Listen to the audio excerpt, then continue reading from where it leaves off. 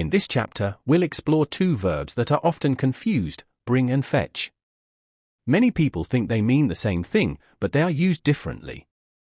For example, we say please bring me that stick, but should it be bring or fetch? Let's look at how these words work. Let's correct the earlier sentences. Use fetch when someone goes and brings something back, like a dog fetching a stick. Use bring when the action is toward the speaker, like I will bring my book to your house. So, can you fetch my phone from the table, is correct because it involves going and bringing it back.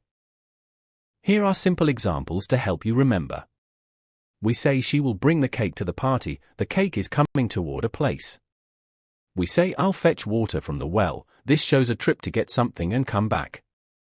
So remember, bring equals toward, fetch equals go and return. Prepared by K. Rajendra Prasad.